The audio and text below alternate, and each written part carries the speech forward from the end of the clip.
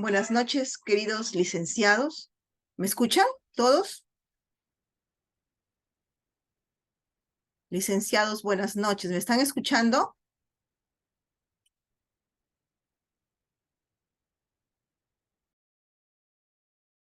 Sí, sí se escucha Escuchamos. acá, profesor. Muy bien. Tengan ustedes muy buenas noches. Hoy día tengo el gusto de presentar una nueva sesión que todos conocemos, que parece que no es algo nuevo para nosotros, es el pan de cada día de nosotros, que es la bioseguridad. Y me gustaría que sea un poco más activa esta sesión. Quisiera que alguien me comparta qué es para ustedes la bioseguridad. Cualquiera, la idea que tengan en ese momento.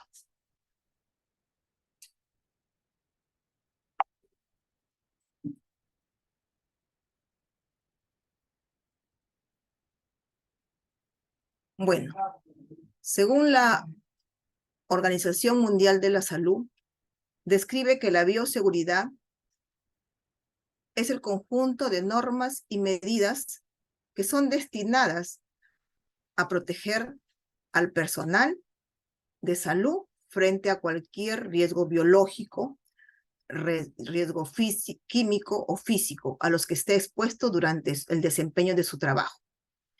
De igual manera, nos dice que estas deben ser extendibles, o sea, se deben extender, se deben dar también para los pacientes y para todo el medio, para todo nuestro entorno, todo el medio que nos rodea.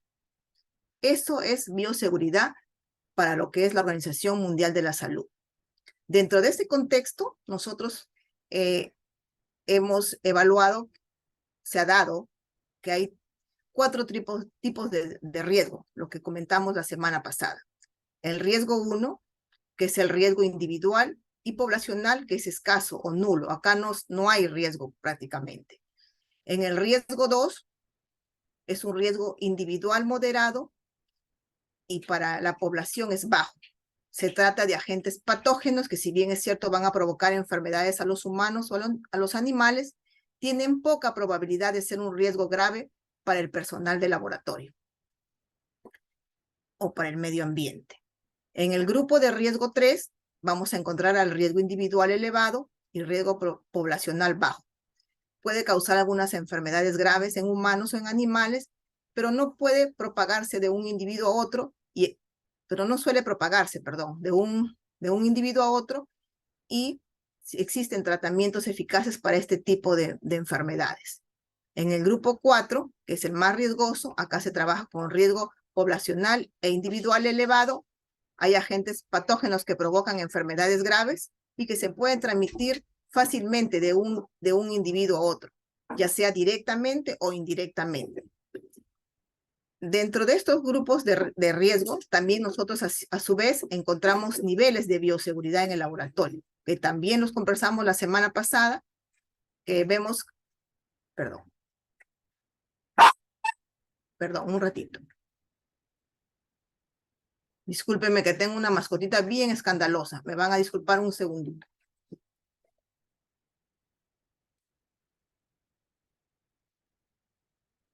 Bien. Decíamos que tenemos niveles de bioseguridad. Nosotros tenemos, actualmente conocemos que hay 3 niveles de bioseguridad. Tenemos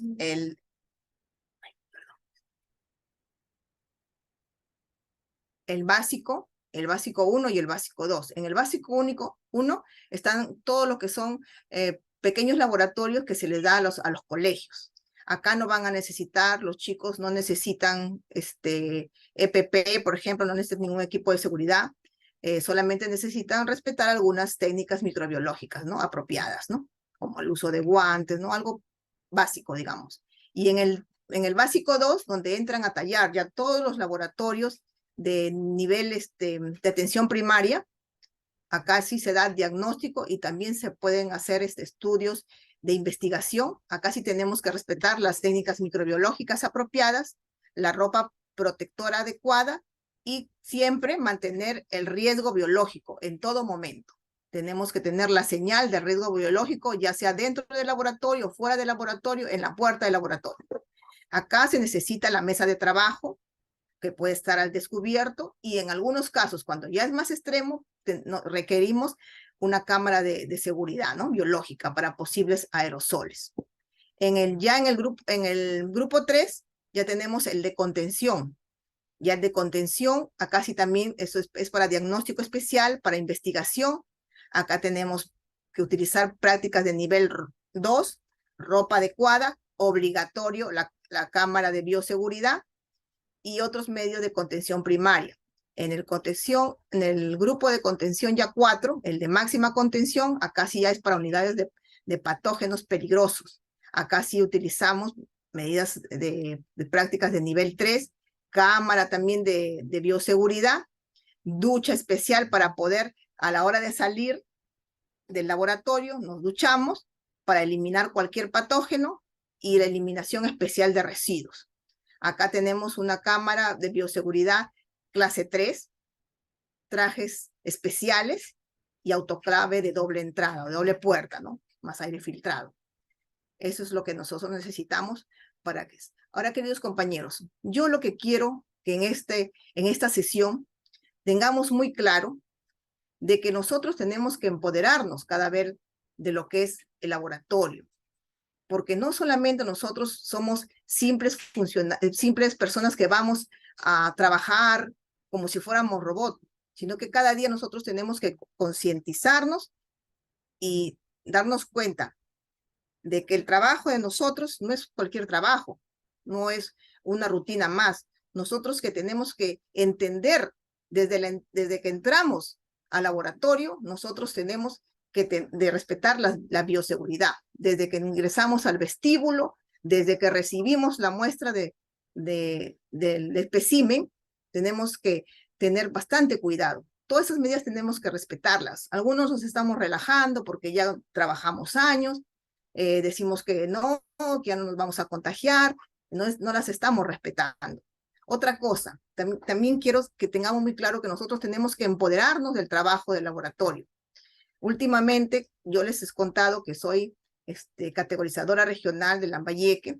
Yo he tenido la oportunidad de visitar muchos lugares en la cual me veo con la penosa realidad de que están haciendo unos laboratorios pequeñitos, no sé, creo que de 5 metros cuadrados, de 6 metros cuadrados, donde ahí de verdad que con las justas entramos a realizar las pequeñas actividades y con unos tremendos equipos que la realidad no se ajusta. ¿Y es por qué? Porque las personas idóneas que tienen que estar en la edificación de estos laboratorios no lo estamos. Llaman a lo mucho, llaman al médico jefe o al médico. El médico realmente, bueno, como dice, zapatero a su zapato. El médico tiene que ver con todo lo que es su consulta médica, pero en el laboratorio los especialistas tenemos que ser nosotros. Por eso la OMS ya está incorporando políticas en la cual cada país debe implementar sus políticas y prácticas de bioseguridad. Claro, estos tienen que ser económicamente viables y sostenibles.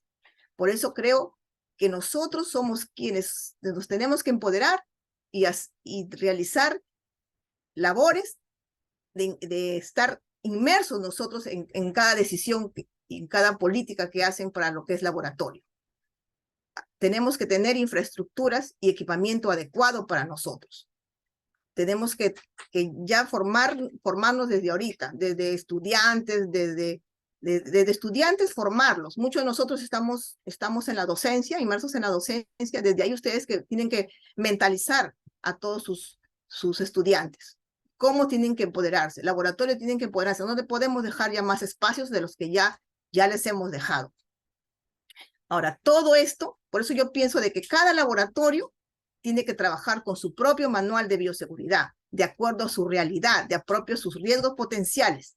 Cada laboratorio manejarlo. Claro está, basándonos siempre en las normas técnicas nacionales e internacionales, llevando de la mano la cultura de bioseguridad que debemos tener. debemos incorporar todo lo que es la evaluación de riesgos, las buenas prácticas de laboratorio, las buenas prácticas microbiológicas, las prácticas de soporte estándar, una capacitación constante. Por eso saludo, respeto lo que están haciendo, están capacitándose. Quizás en temas que aparentemente ya lo conocemos, pero siempre es bueno hacer un recordatorio de todo lo que nosotros ya conocemos desde que hemos salido de la universidad. Entonces, todo eso tenemos que hacer. Tenemos que notificar los accidentes e incidentes que ocurren en el laboratorio. Yo les voy a presentar, casi al terminar la sesión, cómo es posible que desde, no solamente en nuestro país, sino en otros países, se viene haciendo que no notificamos los incidentes o cuando hay una ocurrencia en el laboratorio. Muchas veces nos callamos. No sé si es por miedo, por vergüenza de que de repente estamos haciendo una mala praxis, pero eso no es así, porque también no solamente depende de nosotros, digamos, del procedimiento que estamos haciendo, también depende si contamos con todo el material necesario.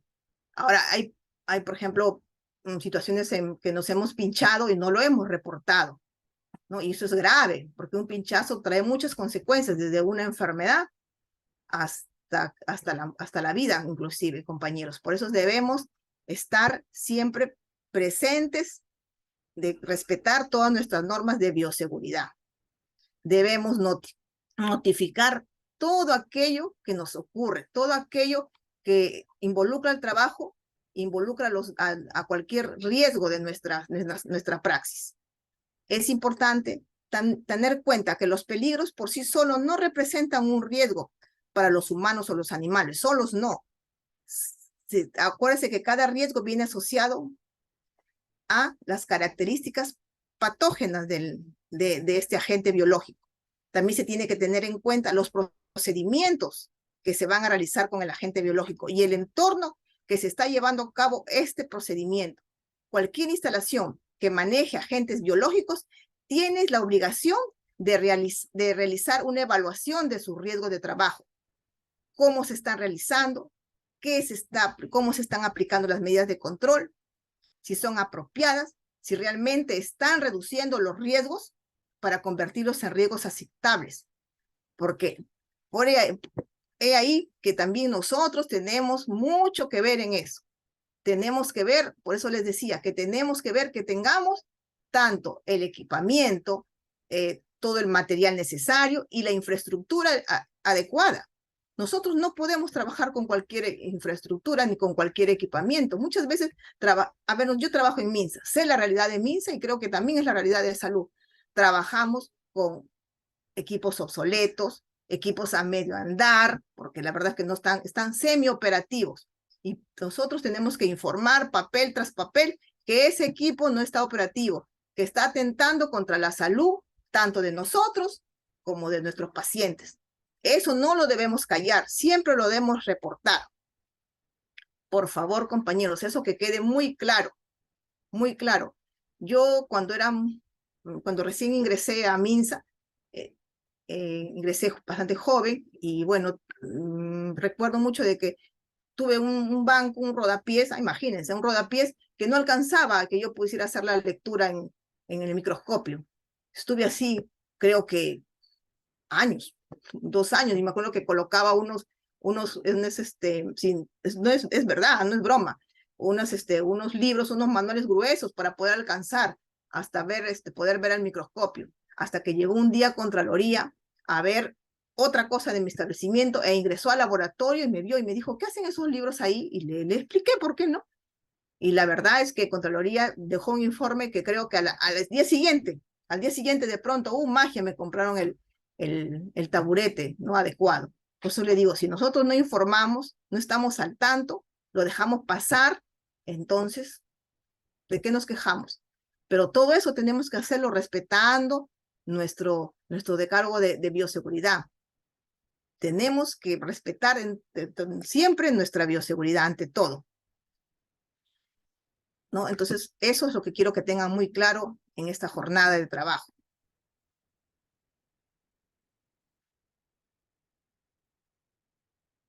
Ahora, ¿cuáles son los pasos claves para evaluar los riesgos? Para evaluar los riesgos, nosotros tenemos unos pasos claves. Primero, tenemos que evaluar toda la información que tenemos sobre la identificación de los peligros, todo. Después, el paso 2 es evaluar los riesgos. Y en el paso 3 vamos a desarrollar una estrategia de control de los riesgos. En el paso 1 de lo que significa la evaluación de la recopilación de toda la información, toda la identificación del peligro, nosotros tenemos que hacernos unas preguntas. ¿Cuáles son esas preguntas? ¿Qué agentes biológicos se manejan y cuáles son sus características patogénicas? ¿Qué tipo de trabajo de laboratorio y procedimiento se llevarán a cabo? ¿Qué tipo de equipos vamos a utilizar? ¿Qué tipo de instalaciones de laboratorio están disponibles para este trabajo? ¿Qué factores humanos existen? Por ejemplo, ¿cuál es el nivel de competencia del personal? Si es un personal capacitado, si es un personal nuevo, tenemos que hacer su inducción. ¿Qué otros factores existen que podrían afectar las operaciones del laboratorio?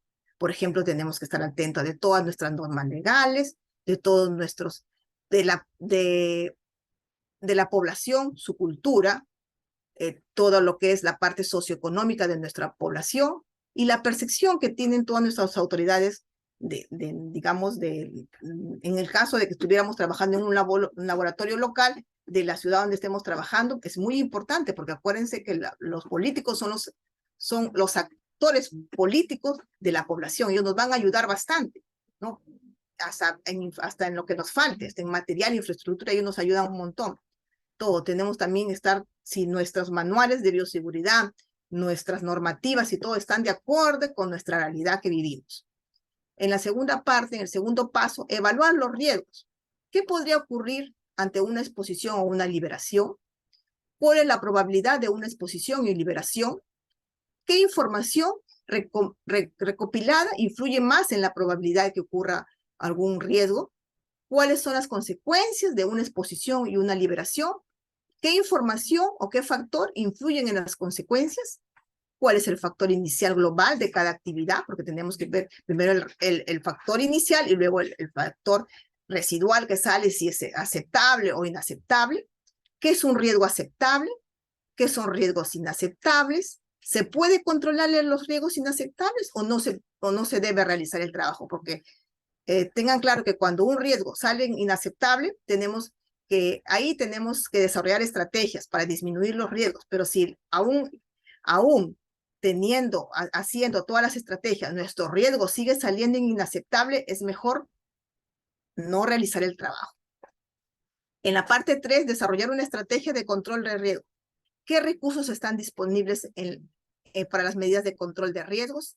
¿Qué estrategias de control de riesgos son las más aplicables para el recurso que nosotros disponemos? ¿Son suficientes los recursos para obtener y manejar estas medidas de control de riesgo? ¿Son aceptables o no son son suficientes o no son suficientes? Todo eso tenemos que ver. Las estrategias de control expuestas son efectivas, son sostenibles en el tiempo, son realidades o son sueños que nosotros tenemos. Todas esas cosas, porque para desarrollar una estrategia, ojo, pestaña y ceja, para desarrollar una estrategia de control, esa tiene que ser viable. Tenemos que tener sostenibilidad en el tiempo. No es posible que yo de repente quiero hacer a ver si se me ocurre. Tengo un establecimiento de 6 horas con un laboratorio, pero de pronto yo necesito tener 12 horas, empezar a atender 12 horas.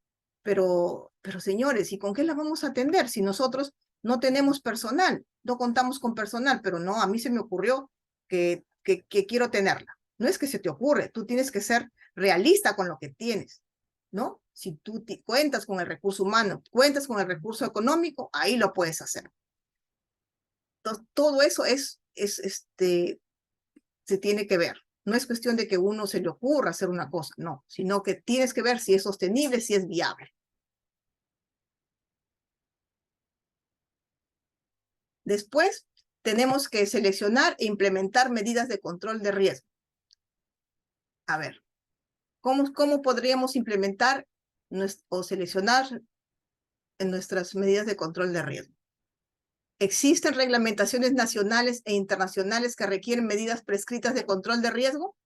¿Qué medidas de control de riesgo están disponibles localmente y si son sostenibles, lo que les decía? ¿Las medidas de control de riesgo disponibles son adecuadamente eficientes o deben usarse múltiples medidas de control de riesgo en combinación para mejorar la eficacia de este control de riesgos? Las medidas de control de riesgo seleccionadas están alineadas con el control de riesgo de la estrategia. ¿Cuál es el riesgo residual después de que se han tomado todas estas medidas de control y se han aplicado? ¿Son aceptables? ¿Se requiere y están disponibles recursos adicionales para implementación de medidas de control de riesgo? ¿Cumplen las medidas de control de riesgo seleccionadas con las reglamentaciones nacionales e internacionales? ¿Se han otorgado la aprobación para realizar el trabajo? ¿Se ha comunicado la estrategia de control de riesgo a personas relevantes, a personas que realmente importen, realmente tengan que ver? No voy a irme a decirle al vigilante, ¿no?, que tengo esta estrategia de control y qué le parece. No, tengo que ir donde el jefe, tengo que ir donde los jefes, ¿no?, los altos funcionarios. ¿Se han inducido y comprado los artículos necesarios para el presupuesto? ¿Existen procedimientos operativos y de mantenimiento? Eso es importante, porque muchas veces, ¿qué pasa en todo? No solamente por el sistema de salud. Muchas veces vemos que nos compran unos bonitos equipos, ¿no?, sofisticados, los de última generación, pero lamentablemente estos equipos funcionan bien un tiempo, se malogran y no hay cómo hacerles el mantenimiento. No hay las personas idóneas, no hay presupuesto para hacer mantenimiento, el equipo ya pasó de la garantía, por lo tanto ahí nos arrumamos con otro equipo más, que no se puede funcionar. También la vez pasada me fui a una supervisión, no tenía un hermoso equipo bioquímico, pero ¿qué? Estaba el equipo, pero no tenían los reactivos, porque no contaban con presupuesto para comprar los reactivos. Solo habían comprado el equipo, pero no los reactivos. O sea, igualito que la nada. O sea, ¿en qué estamos? ¿No? Si vamos a estar en ese plan, ¿cuál va a ser nuestra implementación de medidas de estrategias de control de riesgo? ¿No? O sea, no estamos ayudando en nada, al contrario, estamos afectando más. ¿Se ha capacitado adecuadamente al personal? Tienen la obligación todas las instituciones de capacitar a su personal, tanto cuando vienen equipos nuevos, cuando han salido otras normativas, cuando están ante brotes, ante cualquier cosa. Ellos tienen la obligación de capacitar, y nosotros de capacitar al personal nuevo, la inducción. Personal nuevo que viene, personal que debe estar totalmente capacitado. Quizás que se sepa de todo, pero volvemos a repetir, volvemos a explicarles. Siempre hay algo que aprender. No creo que todo lo sabemos. Siempre que sea una cosita en cada, por ejemplo, en la sesión de nosotros, quizás todos sepan, la mayoría sepa de lo que estoy hablando, porque no estoy hablando nada nuevo, es algo que nosotros lo manejamos, pero siempre queda por ahí algo, o recordamos otra vez alguna cosita. Por eso, queridos compañeros, no desestimen cualquier capacitación, aunque parezca que todos lo sepan. En el punto 5, revisar los riesgos y el riesgo, medidas de control. Ha cambiado en actividades, en agentes biológicos, el personal, el equipo, instalaciones. Acuérdense que cada vez que nosotros cambiamos personal, tiene que ser capacitado, tiene que reevaluarse las medidas de control. Si estamos cambiando de instalaciones, si mi laboratorio quedaba acá y luego lo cambiaron para acá, tenemos que otra vez revisar las medidas de control, porque algo pasó, algo puede pasar, algo en el tránsito, qué sé yo, puede haber algún cambio. Por lo tanto, nosotros tenemos que reevaluar, tenemos que volver a revisar las medidas de control.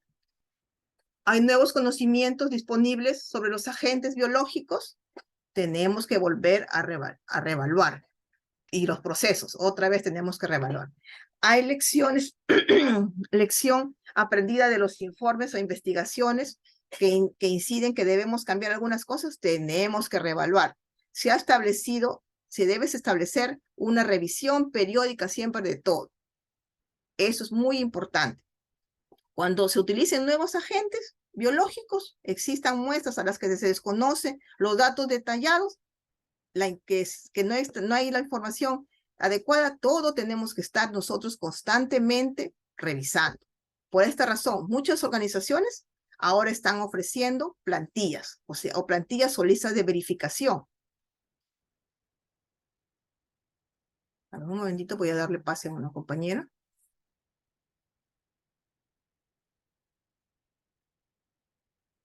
Existen, para que sea más fácil esto, ahora existen listas de verificación, que son tipo cuestionarios de evaluación de riesgos, que van a brindar enfoques ya graduales para identificar y evaluar y determinar los riesgos asociados a los peligros que acá se encuentran presentes, antes de usar esta información para identificar todos los riesgos posibles. A esto se le llama lo que es la línea base, en lo que es salud ocupacional. Línea base, la matriz de Hiper, donde vamos a encontrar todos los peligros posibles y todos vamos a ir subsanando poco a poco hasta llegar a reevaluar. Acá nos va a salir la matriz de riesgo, que es la conjugación de lo que es probabilidad con las consecuencias que tengamos. Eso lo vamos a tocar en unas sesiones posteriores en lo que vamos a evaluar todo lo que es salud ocupacional. Ahí ojalá que tengamos la oportunidad de poder trabajar una matriz hiper,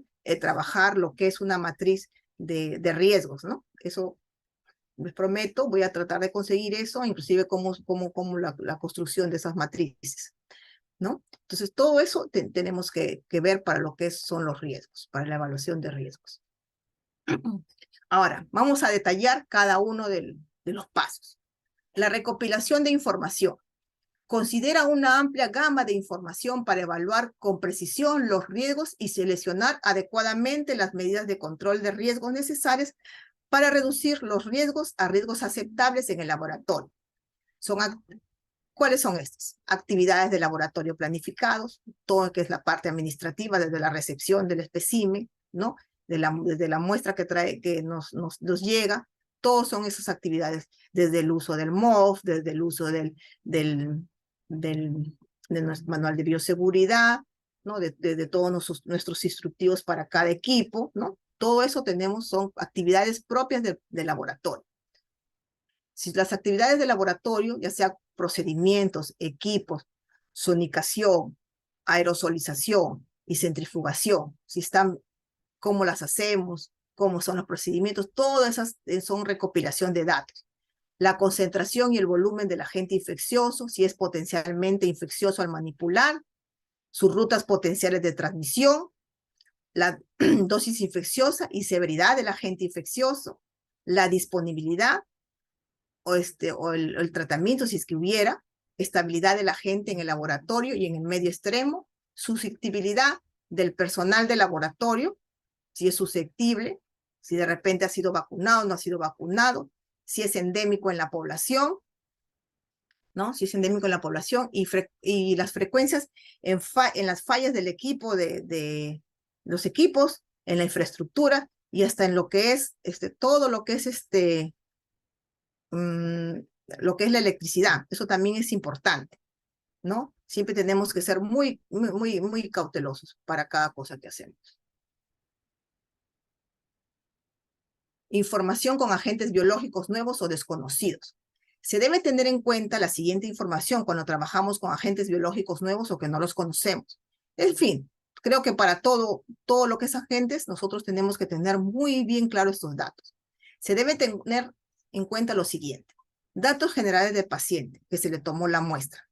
Su nombre, dirección, teléfono, DNI, todo lo concerniente al paciente. Sus datos epidemiológicos.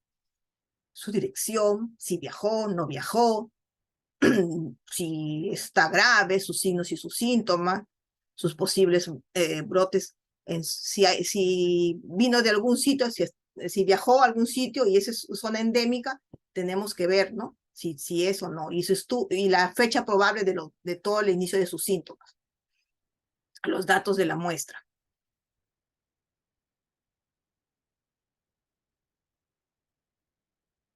Cuando utilicen nuevos agentes biológicos, existan muestras en las que se desconocen los datos detallados, la información disponible puede resultar insuficiente para poder realizar una evaluación riesgosa y exhaustiva. Esto implica que las muestras clínicas recolectadas en el campo durante las posibles investigaciones de posibles brotes.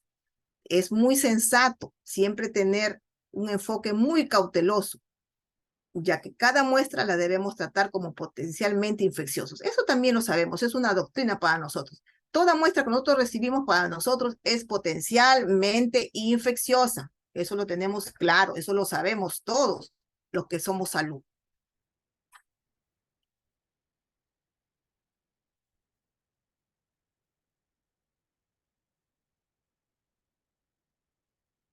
Evaluación de riesgos. Después de recopilar toda la información que nosotros tenemos disponible sobre las circunstancias de trabajo a realizar, es necesario utilizar esa información para identificar y evaluar los riesgos que existen, determinar la probabilidad de exposición y o liberación de un agente biológico ocurrido y la gravedad de las consecuencias de tal evento, establecer la probabilidad y las consecuencias, cómo van a contribuir esto al riesgo inicial de trabajo, decidir con base a la información recopilada de la evaluación de los riesgos, si son aceptables o no.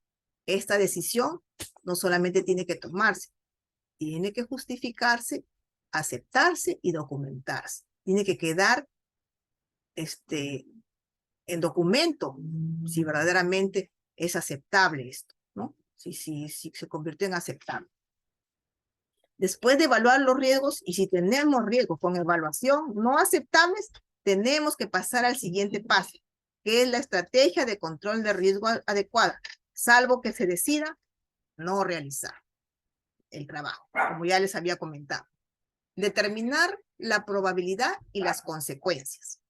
La evaluación de la información recopilada debe incluir primero la determinación de la probabilidad de que ocurra una exposición o liberación de un agente biológico y la gravedad de las consecuencias asociadas. Son estos factores, cuando coinciden juntos, los que finalmente determinan el riesgo. Por eso es que estábamos hablando de una matriz de riesgo. Sirve para eso, justamente.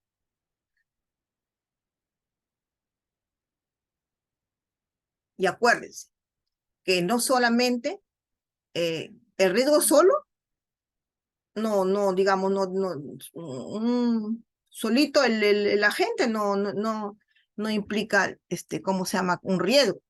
Por ejemplo, si tenemos, ¿no? Si hacemos un ejemplo así básico, un fumador que fuma, el cigarro es un peligro común, ¿no es cierto? Ya, pero dime, ¿quién está más expuesto, quién tiene más riesgo? ¿El fumador activo, el fumador pasivo o el fumador pasivo que tiene digamos, un respirador, una mascarilla, ¿no? Lo que está más expuesto es el fumador activo, seguido del fumador pasivo, porque percibe todo su humo. Y el fumador pasivo, que está con mascarilla o que está en un lugar libre, digamos, en zonas libres de humo, está menos expuesto, ¿no? Por eso es que tenemos que ver todos los factores que se van a unir a cierto peligro, ¿no? Algo que es peligroso. Las consecuencias de la exposición al humo del cigarro van a variar, desde náuseas, de leves e irritación respiratoria hasta enfermedades cardíacas y pulmonares, incluido el cáncer, la muerte, según la toxicidad del cigarrillo, la frecuencia, que también es importante, la duración de la exposición y otros factores relacionados con la susceptibilidad humana. Tanto la probabilidad como la consecuencia deben tenerse en cuenta al evaluar los riesgos asociados, por ejemplo, con el humo del cigarrillo, con este ejemplo. Ahora ¿están todos ahí? ¿Me están escuchando? Sí, doctora. Muy bien. Sí, se escucha. Gracias. Necesito que hagamos una pequeña práctica de 5 minutos, algo rapidito nomás. Les voy a dejar 5 minutos en una práctica que es qué factores asociados afectan la probabilidad de que ocurra un accidente en las siguientes actividades que nosotros hacemos a diario y qué consecuencias va a tener. Por ejemplo, en actividades punzocortantes, en una centrifugación, en un procesamiento de baciloscopías, en una baja competencia del personal del laboratorio, una deficiente sistema eléctrico al colocarse el EPP, en la infraestructura que puede estar en mal estado de un laboratorio. Quiero que ustedes analicen cada una de estas actividades y me vayan diciendo cómo pueden afectar, qué consecuencias pueden tener. ¿Estamos de acuerdo? 5 minutitos. ¿Sí? Señores, ¿me escuchan? Ok, doctora, dígame, disculpe que le interrumpa. La pregunta es, ¿me la podría volver a repetir, por favor? Ahí está la diapositiva, ¿sí la ven? Ya. ¿Qué factores asociados afectan la probabilidad de que ocurra un incidente en las siguientes actividades y qué consecuencias tendríamos? Es algo simple, ¿no es cierto? Por ejemplo, en las actividades punzocortantes, ¿qué puede ser? que querramos, lo sacamos con aguja, sacamos la muestra con una aguja 21 por 1,5 y de pronto queremos encapucharla. Esa es una actividad, ese es un factor, ¿no? ¿Y qué consecuencias puede tener? Que nos pinchemos, que nos enfermemos. Claro, Es así, infectarnos, ¿no? claro. Entonces, Infectarnos. así quiero que cada uno la desglose y me la expliquen dentro de 5 minutos. ¿Estamos? ¿Estamos de acuerdo? Ok. Muy bien, gracias.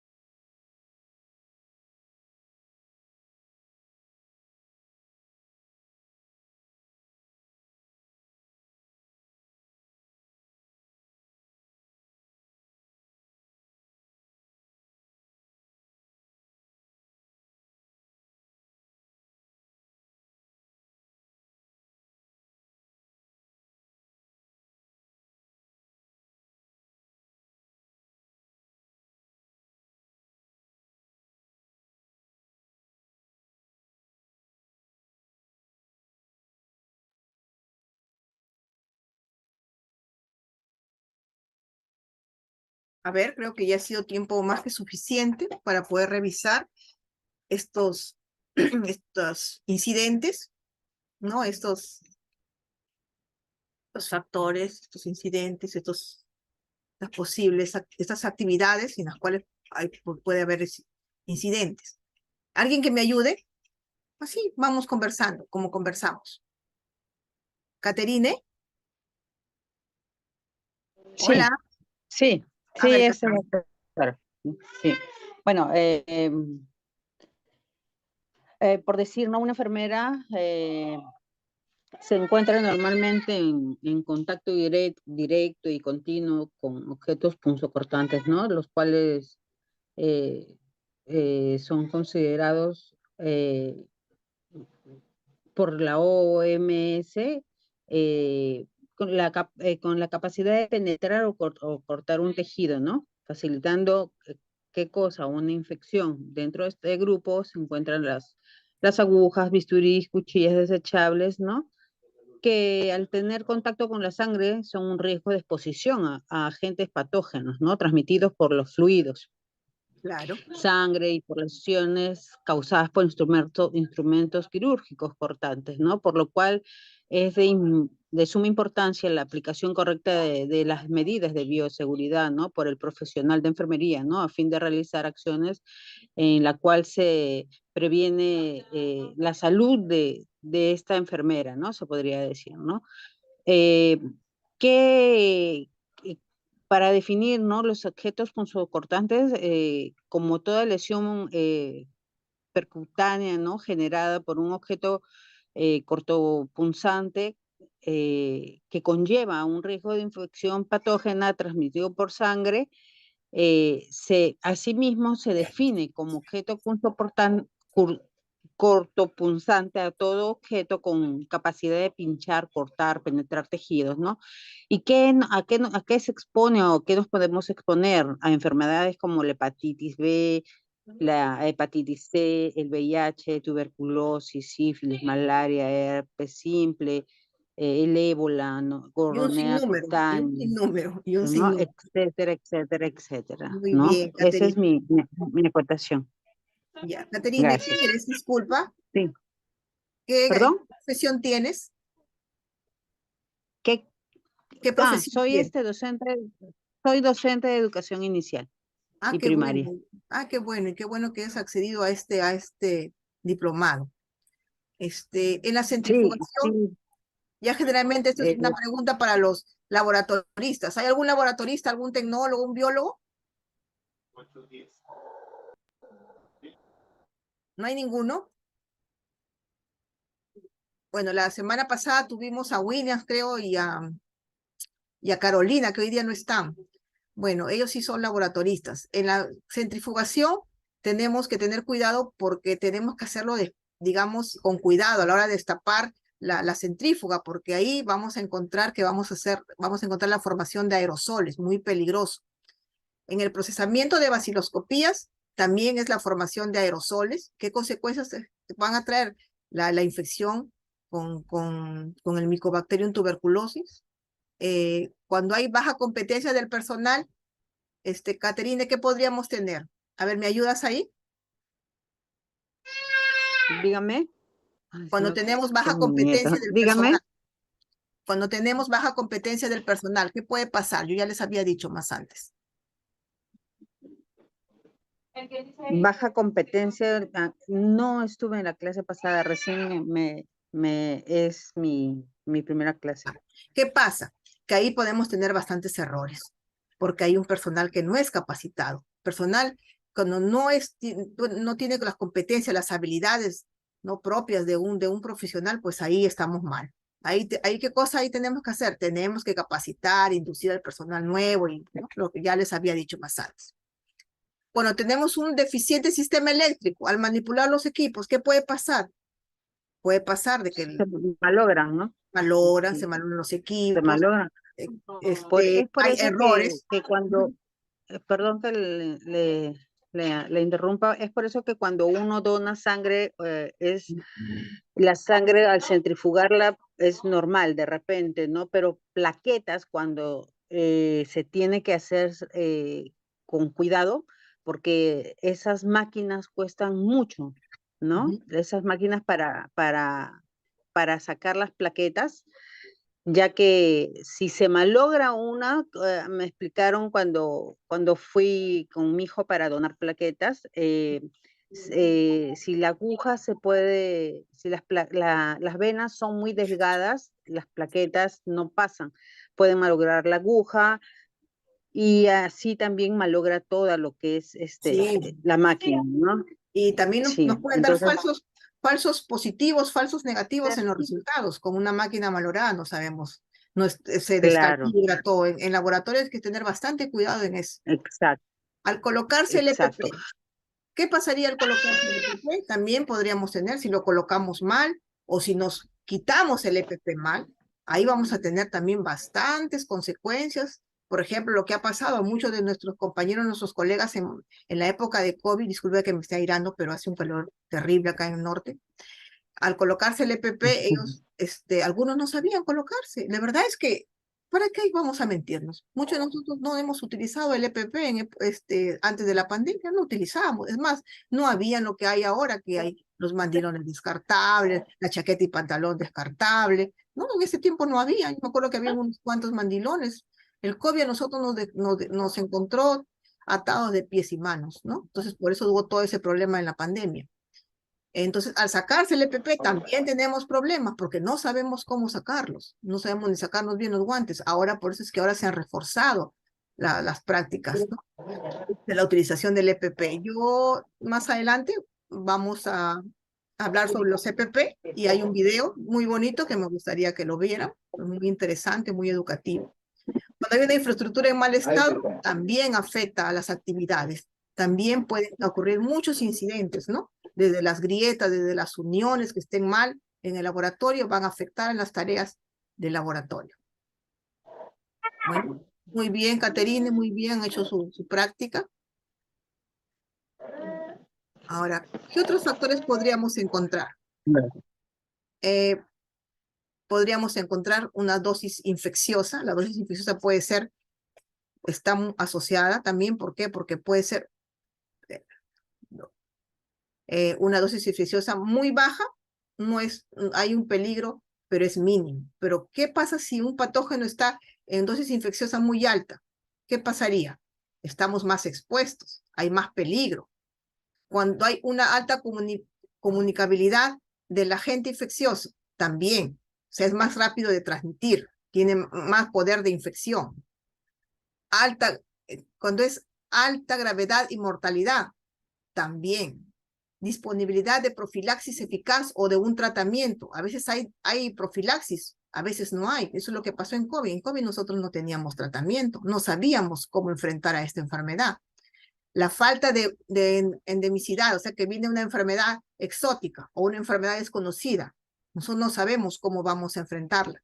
Y una gran población susceptible. ¿Qué pasó en el COVID también? Nosotros éramos una gran población susceptible, por eso trajo tantas muertes esa enfermedad.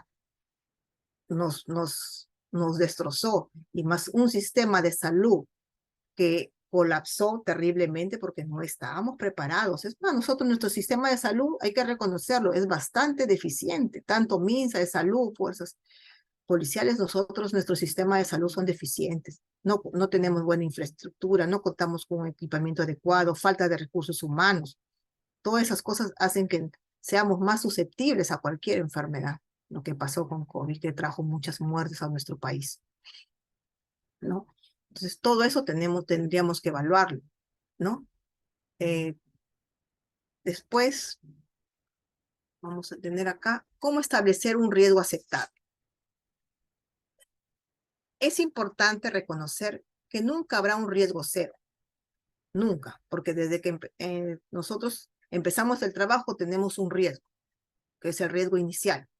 Aplicamos todas nuestras técnicas, nuestras estrategias y sacamos un riesgo, el riesgo residual, el riesgo que tiene que ser, digamos, aceptable. Si este riesgo es aceptable, se da pase, se hace la actividad. Pero si el riesgo no es aceptable, se vuelve a reestructurar para ver las medidas de control que podemos dar. Si después de las medidas de control aún el riesgo sigue sin ser que no se puede, no sale aceptable, entonces ahí tendríamos que anular el trabajo, ¿no? No lo realizaríamos. Lo que se debe lograr es un equilibrio cuidadoso entre realizar el trabajo y garantizar que el personal y la comunidad estén lo más seguros posible de la exposición inadvertida o la liberación de agentes biológicos. También es importante reconocer que el trabajo que se realiza en el laboratorio ofrece beneficios considerables, tanto para la salud como para la seguridad sanitaria mundial, que justifica en cierto grado de riesgo. ¿Por qué? ¿Por qué he hablado de esta parte?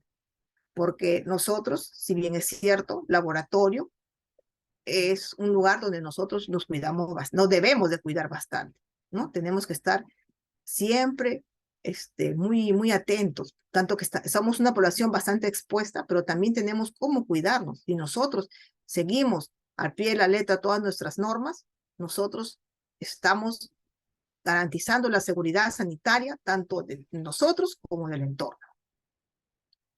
Es importante tener en cuenta que nunca vamos a eliminar por completo, al menos que no se realice el trabajo. El riesgo nunca lo vamos a eliminar por completo, al menos que no se realice el trabajo. Por tanto, determinar si los riesgos iniciales y o residuales son aceptables, controlables o inaceptables es parte vital de todo proceso de evaluación de riesgos. Más allá de lo regulado por la legislación y por las políticas nacionales, el riesgo aceptable debe ser establecido por la propia organización para que sea proporcional a la situación y a los recursos de la organización. Es lo que le decía antes. Le decía que yo pienso y creo firmemente en que cada uno tiene que hacer sus propios manuales de bioseguridad, sus propios MOF, sus propios estándares, porque todas las realidades son diferentes de acuerdo al lugar donde trabajemos, de acuerdo a la infraestructura que tengamos, de acuerdo al recurso. Todo eso engloba a que nosotros tenemos que trabajar nuestros propios parámetros, nuestros propios manuales, ¿no? Claro, todos ajustados a las directrices y a las normas que vienen de nacionales, pues, ¿no? No vamos a hacer lo que nos venga en gana, pues, ¿no? Desarrollar una estrategia de control de riesgos. ¿Cómo vamos a desarrollar una estrategia de control de riesgos? Dice, más allá de lo regulado por la legislación y las políticas nacionales, el riesgo aceptable debe ser establecido por la propia organización para que sea proporcional a la situación y a los recursos de la organización. Debe contar con las siguientes características. Tiene que ser alcanzables usando los recursos disponibles que tiene. Alinearse con las metas, con los objetivos, con la misión de la organización. Por supuesto, nosotros, toda organización tiene su misión, tiene su visión, sus objetivos y sus metas. Nosotros no podemos pretender hacer algo que no está dentro de nuestra visión, ¿no? De nuestra misión, perdón. Y a largo plazo, nuestra visión. Pero tienes que estar más o menos de acuerdo, no vamos a pensar cosas que no lo vamos a poder realizar, ¿no? De pronto de ser un establecimiento 1-3, de categoría 1-3, pretende hacer un 2-1 de la noche a la mañana, no, eso es imposible. Todo es poco a poco, escalonadamente, alineándonos con nuestras metas y nuestros objetivos, sí lo vamos a lograr. Una comunicación con todas las partes involucradas, tanto el personal, las autoridades, el personal asistencial, las autoridades, el personal administrativo y también el personal de servicio. Todos tenemos que estar de acuerdo para poder bailar la misma canción, ¿no? Eso se dice criollamente.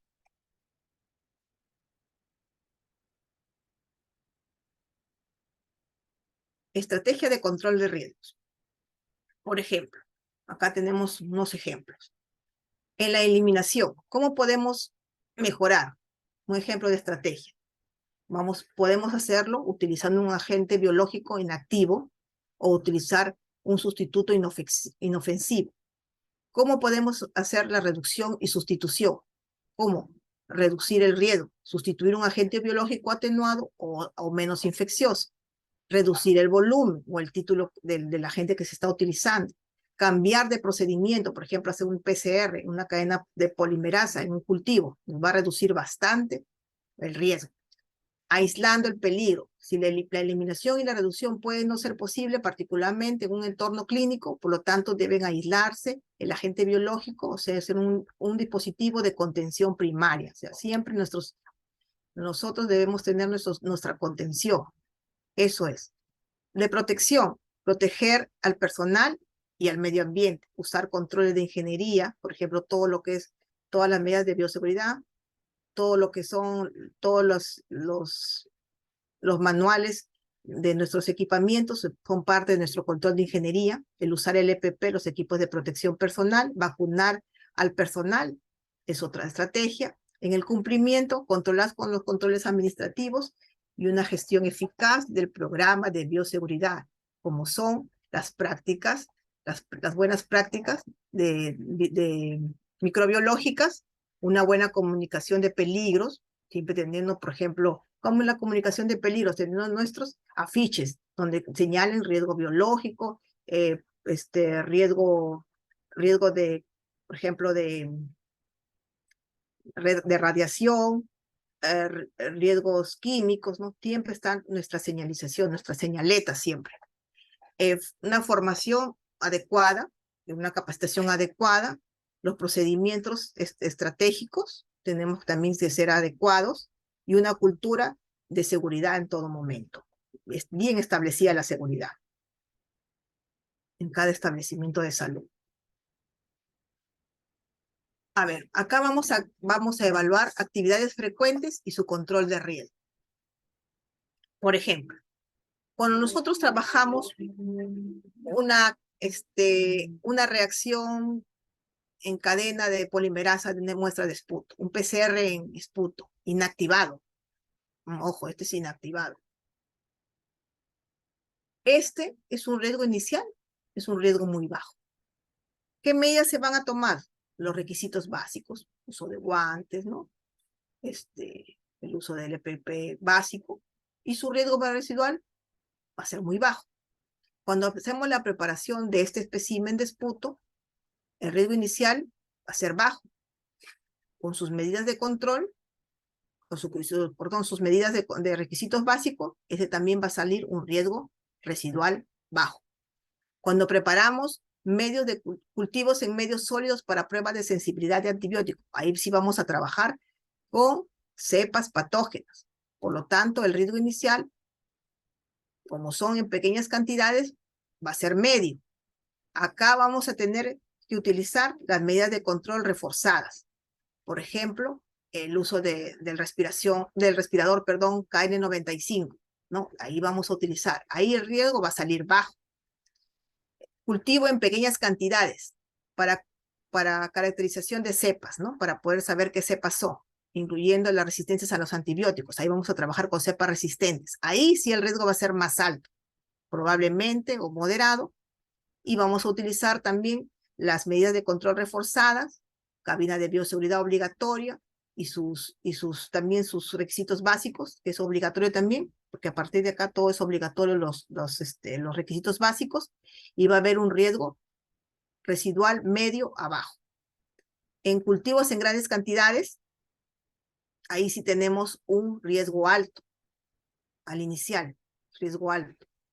Después tomamos nuestras medidas de control también, y después de que sale todo lo que es equipo de protección, cabinas de bioseguridad, medidas de control reforzadas, ahí nos va a un riesgo residual medio. Y cuando hay otro procedimiento que es el agente biológico, ha sido globalmente erradicado con estudios en curso con los procedimientos anteriores, ya, o sea, ya tenemos al agente sabemos que es un agente peligroso, el riesgo inicial es muy alto, hacemos todas las medidas máximas de contención y nos va a salir un riesgo medio. Esas son las actividades frecuentes y su control de riesgo. Todo es lo que podemos hacer como control de riesgo y eso es lo que nos va a salir el riesgo residual. Todas estas actividades sí se pueden hacer, porque desde que sale medio, sí se pueden hacer. Pero si nos saliera alto o inaceptable, ahí sí tendríamos que volver a estudiar las medidas de riesgo. volver a reevaluar y volver a sacar otras medidas, de repente otras ya combinadas. Si aún así nos sale otra vez alto, no hacemos esa actividad, porque ahí ya va a entrar todos los factores, infraestructura, recurso humano, conocimientos, todo. Pero después de eso sale otra vez alto, ahí sí no lo podemos hacer, el riesgo. Ahí no podemos trabajar en la gente, tendríamos que cambiar de actividad, ¿no? Revisar los riesgos y las medidas de control de riesgo. Una vez realizadas, las evaluaciones de riesgo deben revisarse de forma rutinaria y cuanto sea necesario, teniendo en cuenta la nueva información sobre el agente biológico, cambio de las actividades o equipos del laboratorio y así establecer si necesitan nuevas medidas de control de riesgo. Eso es lo que les decía anteriormente. Les decía que cada vez que nosotros cambiamos nuestras rutinas, estamos trabajando con otro agente biológico, estamos utilizando otros equipos, el laboratorio se está ubicando en otro sitio, nosotros tenemos que reevaluar nuevamente nuestros riesgos. Tenemos que volver a reevaluar, volver a preguntarnos, volver a hacer todo lo que les dije, la información, todo, recopilar todo y volver a evaluar. ¿Está bien? ¿Salimos con riesgo medio, riesgo bajo? Ok, la actividad continúa, ¿no? Las cosas tenemos que tener bien en cuenta, bien en cuenta. Y lo que yo les recomiendo es que no necesariamente cuando se cambie de personal, cuando se cambie digamos, de lugar de laboratorio, cuando cambiemos de agente biológico, revisemos esto. No, yo pienso que la reevaluación tiene que ser periódica. Tenemos que hacernos nuestra propia evaluación, una autoevaluación, siempre. No es necesario que venga alguien de fuera para que nos reevalúe. No, nosotros mismos podemos reevaluarnos. Se deben establecer procedimientos adecuados, no solo para garantizar la implementación y la confiabilidad de las medidas de control de riesgo, sino también para garantizar que éstas sean sostenibles en el tiempo. La confirmación de que las medidas son efectivas y que la capacitación que se ha llevado a cabo adecuadamente puede verificarse mediante la inspección, la revisión y la auditoría de los procesos y la documentación. Toda capacitación debe estar documentada. Toda auditoría que nos hagan debe estar documentada. Tenemos que siempre levantar cualquier observación que la auditoría nos deje. Eso siempre tenemos que hacer. Yo les recomiendo siempre, en lo que es laboratorio, hacer su evaluación interna de todo, su calibración de sus equipos, ¿no? Eso es obligado que tenemos que hacer. Nuestra auditoría interna, porque hay externa e interna. Nosotros auditarnos entre personal, reevaluarnos en un personal a otro. Eso es algo muy bueno. Yo en forma personal lo practico en el laboratorio donde trabajo, hacemos eso, nos hacemos nuestras auditorías internas. Nuestro control de calidad interno le llamamos nosotros, lo hacemos nosotros. Y luego nos vienen a supervisar, pues de otros laboratorios nos vienen a revisar, ¿no?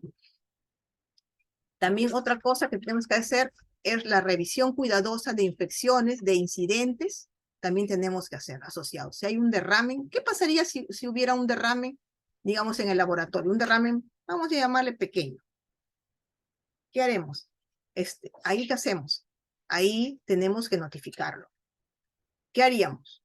Dejamos todo tal y como está, salimos del laboratorio, tenemos que dejar un tiempo al aire libre, ¿no? Para que también se sedimenten los aerosoles, todas las moléculas pesadas, se bajen, desciendan, luego se hace ya, una vez que ya ha pasado un tiempo determinado, ya se ingresa totalmente protegido y se hace la desinfección. Si tenemos cámara de ultravioleta, de rayos ultravioleta, para desinfección mejor, y si no, simplemente desinfectamos la zona y inmediatamente notificamos el incidente para que quede nota y ver y evaluar por qué pasó, qué fue, por qué pasó qué es lo de que terminó ese problema, por qué pasó, ¿no? Todas esas cosas tenemos que reevaluarnos.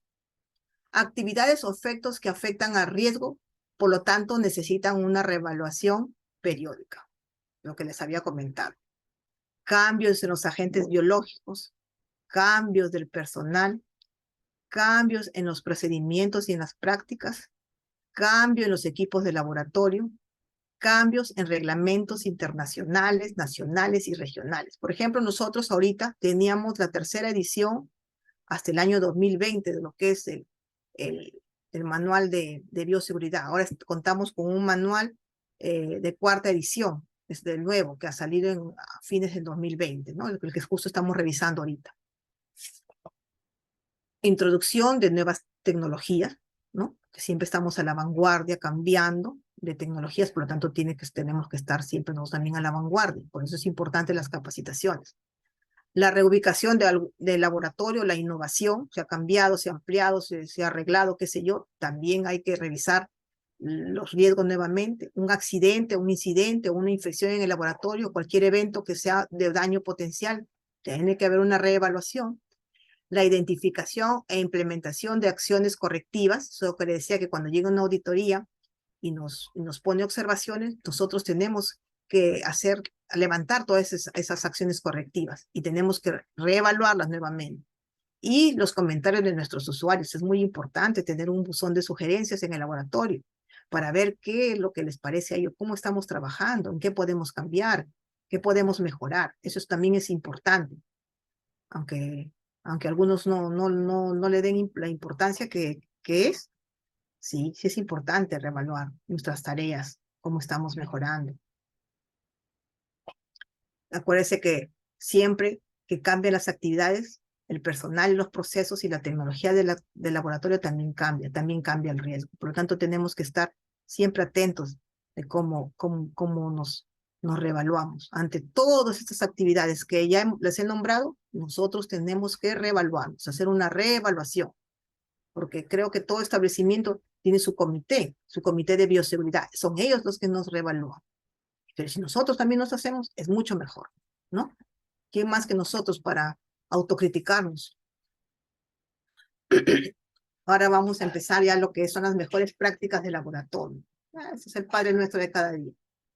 Nunca debemos comer, beber o fumar dentro del laboratorio. Nunca debemos llevar objetos a la boca dentro del laboratorio. Nunca debemos estar con el lapicero ahí en la boca, ahí, que tenemos ahí de manía. O cualquier cosa que vemos, ahí estamos ahí, como con un tic nervioso que tenemos. Tenemos que lavarnos bien las manos, antes y después de examinar a un paciente, o al manipular un material biológico. Antes de salir del laboratorio, tenemos que lavarnos las manos, recordando que nosotros tenemos una familia, tenemos por quién cuidarnos, y también tenemos que cuidarlos a ellos. Nosotros tenemos, nuestro deber es cuidarlos a ellos, cuidar nuestro entorno, no solamente cuidarnos nosotros para poder cuidarlos a ellos. Entonces tenemos que crear el hábito de, antes de salir del laboratorio, lavarnos, ¿no? Lavarnos bien las manos, ¿no? Todo, ¿no? Pues, el tiempo que es el lavado de manos, tenemos que hacerlo reglamentariamente. Asegurarse que cualquier herida o corte siempre estén cubiertos antes de ingresar al laboratorio, no exponer nuestras heridas, ¿no? Porque puede ser fatal. Asegurarse un correcto rotulado de nuestras muestras. Nuestras muestras siempre tienen que estar bien rotuladas. El nombre exactamente del paciente, su DNI, sus datos, su edad, son cosas muy importantes.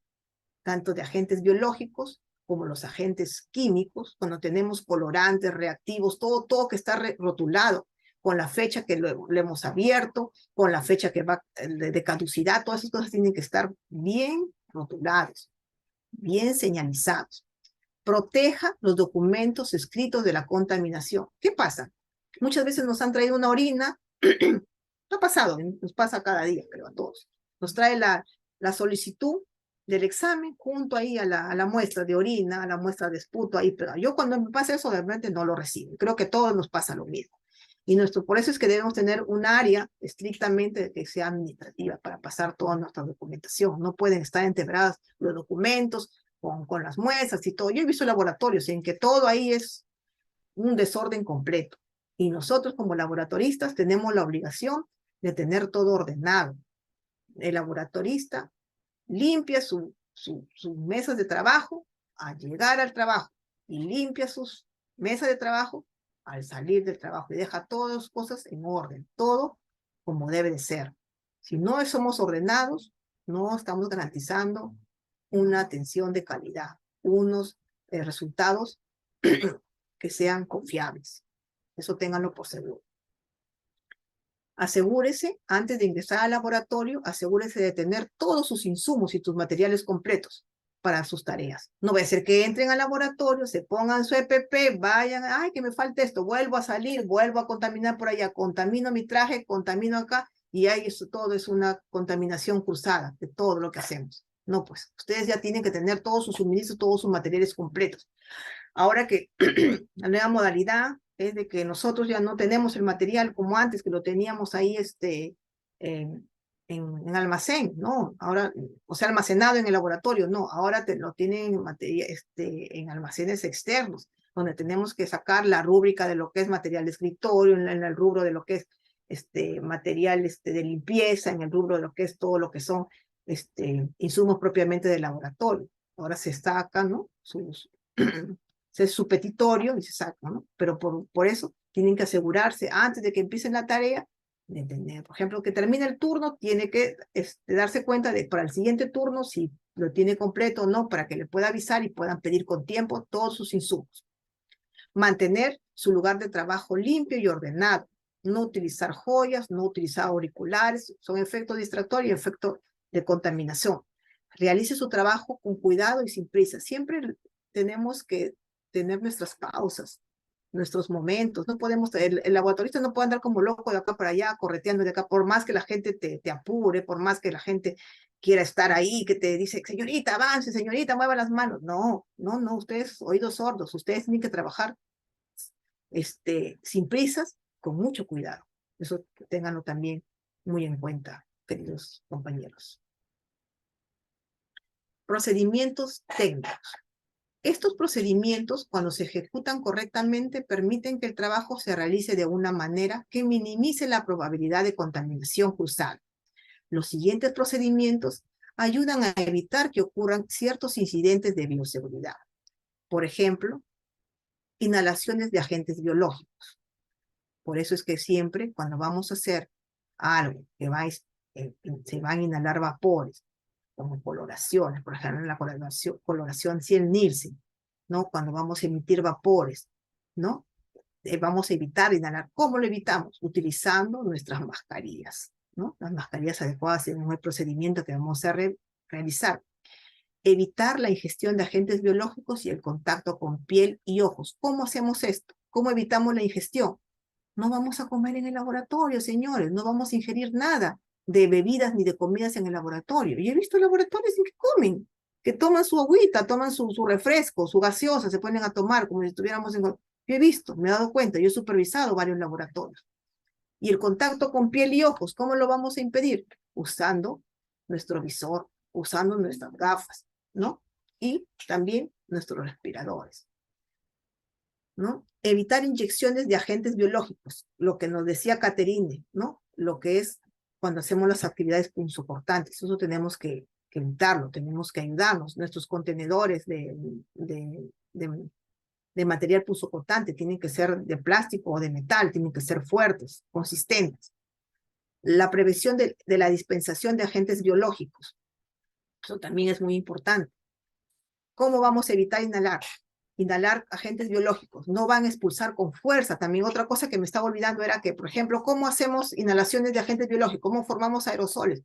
Cuando, por ejemplo, estamos pipeteando y la punta de la pipeta todavía tiene un poco de líquido y necesitamos mezclarlo, bla, bla, bla, en lugar de hacerlo suavemente y lentamente, lo hacemos en forma brusca, rápido, estamos apurados, por eso siempre hacemos. A eso estamos formando aerosoles y eso los vamos a inhalar y eso nos va a afectar a nuestra salud.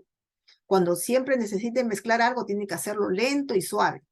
Cuando abra un tubo que está lleno, por ejemplo, de sangre, no lo va a hacer rápido, ni tampoco lo va, por ejemplo, homogenizar y luego va a esperar que el líquido caiga y recién ahí va a destaparlo despacio, lentamente, ¿no? ¿Cómo va a evitar que los agentes biológicos en contacto de la piel cuando utilizando sus guantes? Nunca va a pipetear con la boca, siempre va a protegerse con su visor, ¿no? Y siempre va a cogerse, proteja también el cabello. Su cabello siempre tiene que estar recogido. El laboratorista siempre tiene el cabello recogido y zapato cerrado. Eso es muy importante. Evitar la inyección con agentes biológicos. Siempre que, como les había dicho, el contenedor tiene que ser de vidrio. Perdón, no tiene que ser de vidrio, tiene que ser de plástico.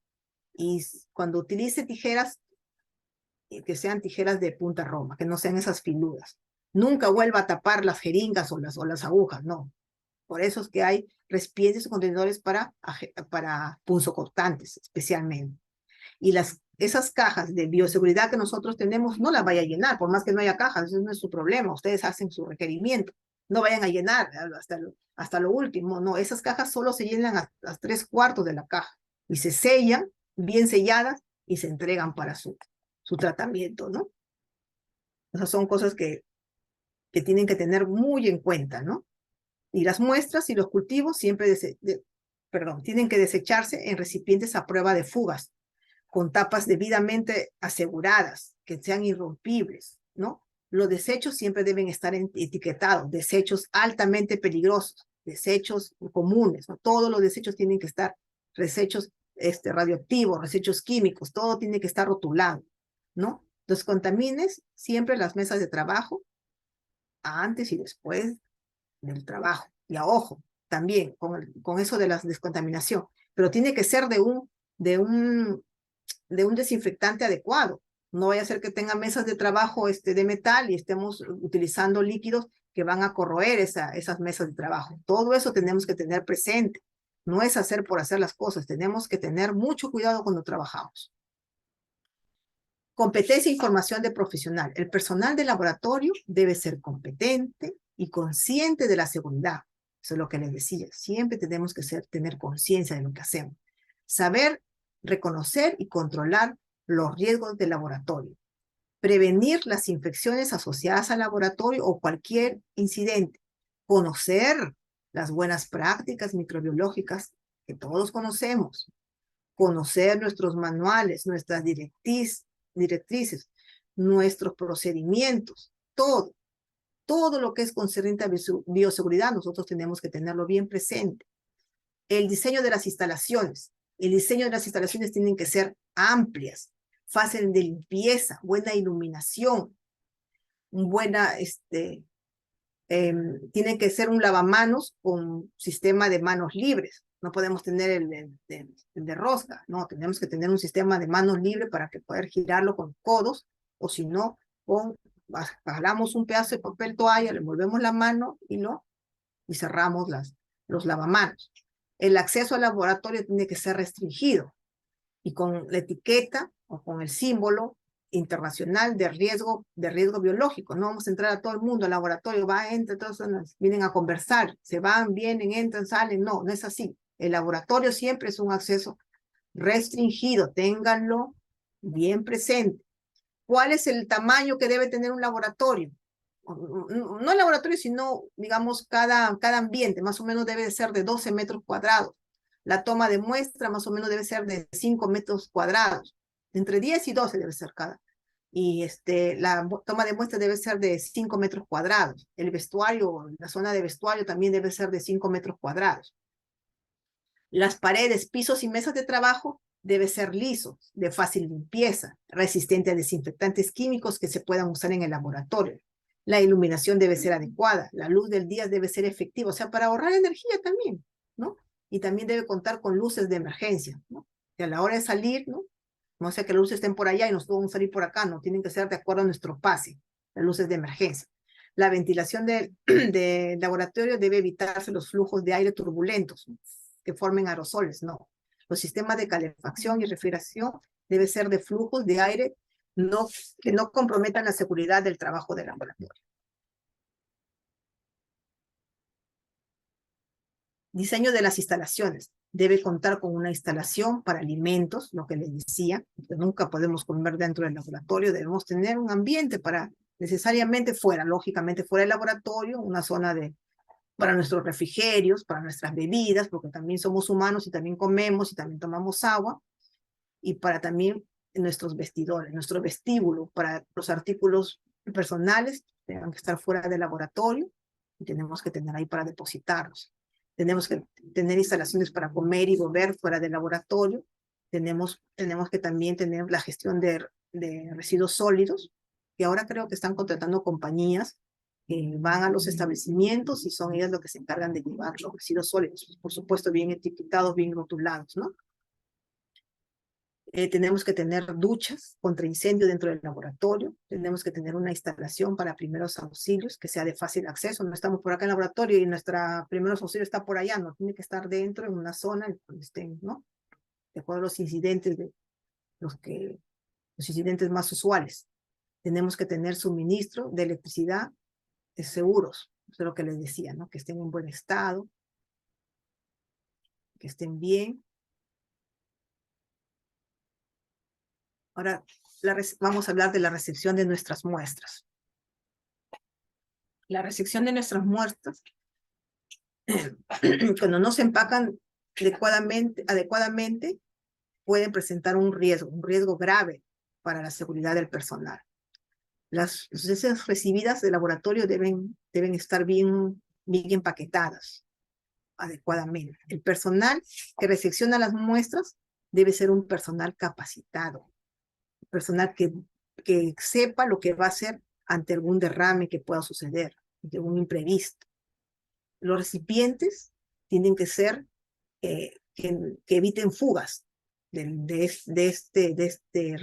este agente biológico. No puede ser un recipiente con fugas, tiene un zapete bien hermético, con unas tapas adecuadas, ¿no? Y siempre respetar nuestras buenas prácticas de laboratorio. Cualquier incidente con la muestra debe informarse inmediatamente, tanto al Comité de Bioseguridad como al repitente de la muestra, al servicio que ha enviado la muestra, al paciente, a la institución que ha enviado esa muestra. Los contenedores de las muestras deben ser identificados correctamente. Un contenedor de tal cosa que contiene, por ejemplo, baciloscopías, debe decir ahí rotulado, con su símbolo de riesgo de peligro, ¿no? Entonces, todo eso es de riesgo biológico. Las solicitudes de las muestras deben venir aparte, lo que les contaba, ¿no? Que la muestra viene por un lado y la muestra por un lado y la solicitud en otro lado, bien con los datos bien exactos, ¿no? Tanto de la muestra como de la solicitud. Almacenamiento de las muestras. Las muestras deben ser, deben almacenarse en recipientes resistentes, con volúmenes adecuados. El material que contenga las muestras debe ser de preferencia de plástico, a prueba de fugas y libre de material biológico en el exterior del envase. ¿Qué pasa? Por ejemplo, recibimos una baciloscopía y luego nosotros notamos que está mal cerrada el envase. Encima tiene restos de esputo fuera del ¿Creen que eso va a ser una buena muestra? No, esa muestra se debe descartar inmediatamente. Esa es una muestra que ha sido mal tomada, ¿no? mal almacenada, por lo tanto no sirve. Nosotros dentro del laboratorio tenemos que también tener nuestros propios contenedores para ir almacenando las muestras, ¿no? Deben estar con sus stickers, rotulados, bien.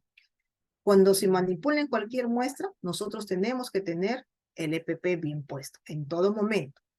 Se deben almacenar las muestras a las temperaturas adecuadas según el tipo de espécimen que estamos almacenando, según la muestra, ¿no? Por ejemplo, no es igual almacenar una muestra de esputo que almacenar una muestra para lo que es hacerle una prueba de dengue. No, es diferente. Tiene que tener una temperatura adecuada. Descontaminación y gestión de los residuos. Dice, cualquier superficie o material que se sepa que está o que podría estar contaminado por agentes biológicos durante las operaciones de laboratorio deben manejarse correctamente para controlar los riesgos. Cuando no se pueda realizar la descontaminación en el área de laboratorio o in situ, el material de desecho requerirá el traslado a otra instalación con capacidad de descontaminación. El tratamiento de los desechos de los segregados dependerá del tipo de material, los agentes biológicos que se manipulen, los métodos de descontaminación posibles localmente y los protocolos de descontaminación. Recuerde que cuando manipule todo lo que es los tratamientos de descontaminación, El método debe ser validado por los agentes biológicos específicos que está utilizando. No vaya a ser que sea descontamine para un agente y no sea efectivo para ese agente. Tiene que ser. Si voy a utilizar lejía, veo si verdaderamente eso es mata con lejía. Si no, tengo que utilizar otro tipo de desinfectante, otro tipo de descontaminante. Todo tiene que ser de acuerdo al material, tiene que ser compatible con el material y con los equipos que se está tratando. Por lo que le decía, si tengo una mesa de metal, no voy a poner lejía, pues. ¿Por qué? Porque la voy a corroer, la voy a malograr. Todas esas cosas tienen que pensar, tienen que hacerlo, ¿no? Ahora, perdón. Categorías de materiales de desecho de laboratorio según los segregados y su tratamiento. Material no contaminado se puede reutilizar, se puede reciclar, se puede desechar como residuo municipal general, por papeles, los desechos como residuos comunes. Objetos punzocortantes. Debe recogerse recipientes a prueba de pinchazos, provistos de tapa y tratados como infecciosos. Material contaminado para reutilización o reciclaje. Primero se debe descontaminar, ya sea físicamente o químicamente, por el lavado. Luego lavarse. Entonces puede tratarse como material no contaminado, no infeccioso. Material contaminado para eliminación debe descontaminarse, debe almacenarse de forma segura y su descontaminación y su eliminación. Material contaminado para incineración debe incinerarse en el sitio o almacenarse de forma segura antes de transportarlo al sitio de incineración. La incineración se hace con unos cilindros a prueba de fuego, ahí se hace, ¿no? Y tienen que hacerse pues en campos alejados de la institución. Los residuos líquidos, incluidos los líquidos potencialmente contaminados para su disposición en el sistema de alcantarillado, primero que tienen que descontaminarse antes de desecharse. También he sido partícipe de compañeros que de frente desechan los residuos contaminados por el alcantarillado sin descontaminación. Y eso también lo he observado en personal nuevo, ¿no? Personal nuevo que he tenido tantas observaciones que o sea, haría un libro, creo, de todo eso. Entonces, eso yo ya he tenido que hablar con ellos. Primero tienen que hacer un proceso de descontaminación y luego vaciarlos al alcantarillado. Si no, vas a contaminar toda la población. Desinfección química. La desinfección química es un método de descontaminación que implica la aplicación de una sustancia química o una mezcla de sustancias químicas a una superficie o material inanimado para inactivar agentes biológicos viables o reducir su número a un nivel seguro. Dado que existe un número y una variedad cada vez mayor de productos desinfectantes comerciales, las formulaciones deben seleccionarse cuidadosamente para las necesidades específicas del laboratorio, en función a la eficacia de la descontaminación y la compatibilidad con el equipo y con los materiales. Eso es lo que le decía. Recordar siempre que al utilizar un descontaminante, un desinfectante, primero tenemos que saber el campo de aplicación. Si vamos a aplicarlo, ¿en qué superficie? ¿Está bien para esa superficie o no? Las condiciones de aplicación, el tiempo que tiene que estar en contacto para desinfectar, la concentración que tiene que haber el desinfectante y si está con las temperaturas de aplicación que debe ser. Considerar que muchos desinfectantes químicos pueden ser dañinos para los seres humanos y para el medio ambiente. También presentan un riesgo de explosión. Pueden hasta incendiarse con él si no lo manejan bien. Por esta razón, los desinfectantes químicos deben seleccionarse, almacenarse cuidadosamente. Al manipularse y usarse y eliminarse, también lo deben hacer cuidadosamente, siguiendo las instrucciones del fabricante. Por eso es que cada desinfectante, cada descontaminante, tiene su hoja de seguridad, que antes de utilizarlo tenemos que leer, señores, leer para poder aplicar. La autoclave. Yo lo voy a pasar rápido porque son cosas que ya manejamos siempre. Entonces eso ya, como que dice, ya es algo rápido. Aparte que ya también estamos contra la hora. La esterilización en autoclave, cuando se utiliza correctamente, es el medio más eficaz y más fiable para esterilizar material de laboratorio y descontaminar materiales de desecho mediante la destrucción o la inactivación de agentes biológicos. La esterilización en autoclave utiliza altas temperaturas, por ejemplo, a 121 grados, 134 grados. Se aplica como calor húmedo, o sea, como vapor, una presión que hay ahí, para destruir todos los microorganismos, aunque la mayoría se van a destruir a 100 grados centígrados, hay otros que resisten más, por ejemplo, las esporas. Por eso es que se pone a 121, a 134 para inactivar totalmente esto, todo lo que es esporas, ¿no? Incineración. La incineración se puede utilizar métodos alternativos de decontaminación. Si la desinfección no se puede lograr o validar debido al gran tamaño o el aumento de la carga biológica, que tenemos material, bastante cantidad de material biológico, y no se puede descontaminar en el autoclave, o no tenemos simplemente autoclave, podemos trabajar con la incineración, podemos hasta inclusive cadáveres se incineran, pero recuerden que la incineración se debe incinerar todo hasta que quede cenizas prácticamente. Y el uso de incineración debe contar con la aprobación de las autoridades locales de salud pública porque tienen que ver con eso, con la contaminación del aire. Los incineradores deben ser apropiados. Ahora vamos a hablar de los EPP rápidamente. En los EPP vamos a encontrar batas, calzado, gorros, guantes, gafas y mascarillas. Los EPP, los equipos de protección personal, uno debe ser capacitado para la utilización de esto. Estos deben quedar ajustados, no al aire, porque si no, no sirve, más bien vamos a recibir más agentes contaminantes. Las batas deben ser de manga larga, de un material resistente a salpicaduras. Debe portarse debajo de la rodilla, nunca debe andar colgado por el suelo. No se puede colgar tampoco con su ropa de uso diario. Debe ser de preferencia desechables o reutilizables, pero tienen que ser lavados por un personal capacitado, un personal especializado para eso. El calzado debe ser ajustado de un material que no resbale y que sea solo para el uso estricto del laboratorio. Los guantes hay de todo tipo, hay de vinil, de nitrilo, de látex, esos son desechables y siempre se deben usar a medida. No, por ejemplo, soy talla S y uso M, no, me van a quedar flojos porque no hay. No, lo siento, mi petitorio, tienen que comprarme los S porque si no, más bien voy a ser torpe haciendo las maniobras del laboratorio, no me van a ayudar, al contrario, me van a perjudicar. La protección ocular, se debe utilizar gafas, visores, para proteger la cara de salpicaduras o de cualquier radiación o cualquier impacto. La protección respiratoria, aquí vamos a ver los tipos de mascarillas, desde la mascarilla quirúrgica a las respiradores KN95, las mascarillas con filtro, que hay una variedad según lo que hay en el mercado, ¿no? Acá tengo un pequeño video que me gustaría que lo vean. Es largo, si no lo terminamos, igual se los voy a mandar. Tengo un video al comienzo y al final. Si no los podemos ver, se los voy a enviar. Quiero que vean muy bonito este video. Soy el biólogo Ken Ranchante, presidente del Comité de Bioseguridad del Instituto de Medicina Tropical Alexander von Humboldt de la Universidad Peruana Cayetano Heredia.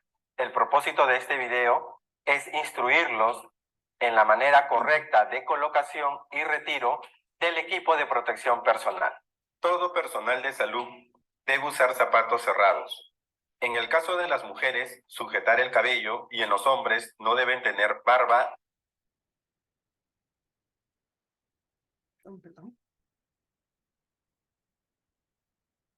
o bigote.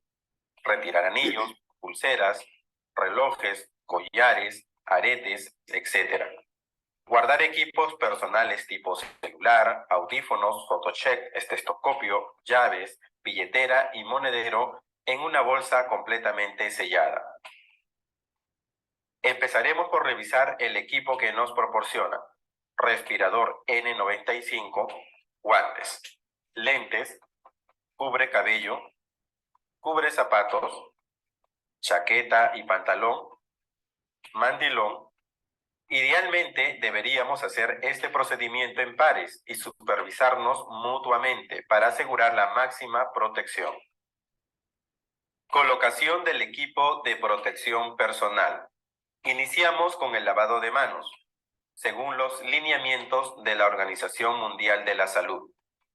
Este debe durar aproximadamente 50 segundos idealmente con agua y jabón líquido o en su defecto con alcohol gel.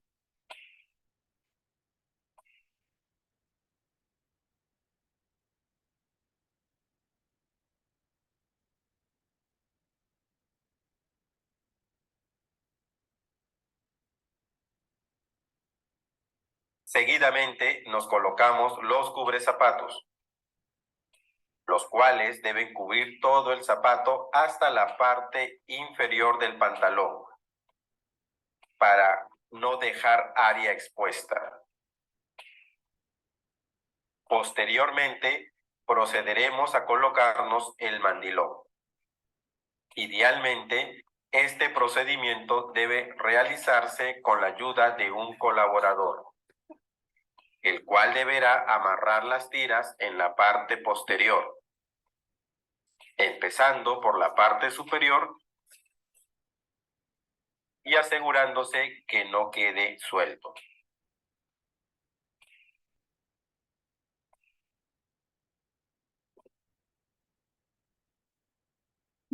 Luego nos colocaremos el cubre cabello, el cual debe cubrir no solo todo el cabello, sino también las orejas.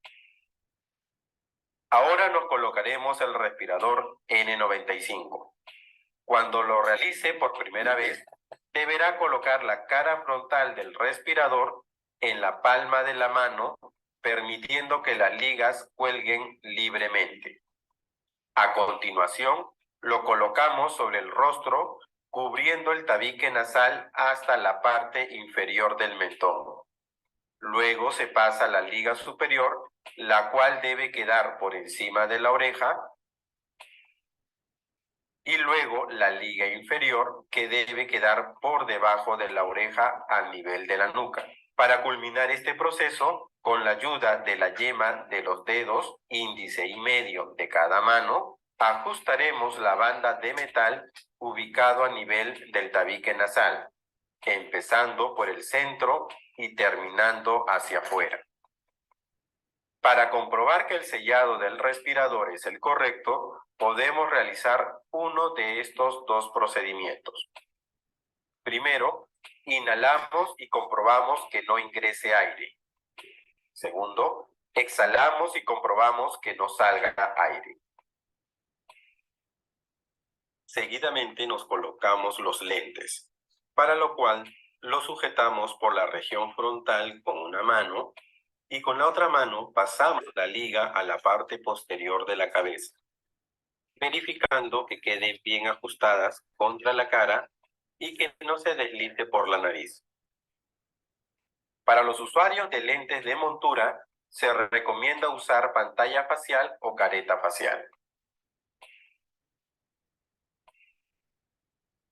Finalmente, nos colocamos los guantes, los cuales deben ajustar y quedar sobre el puño del mandilón para evitar tener superficie expuesta.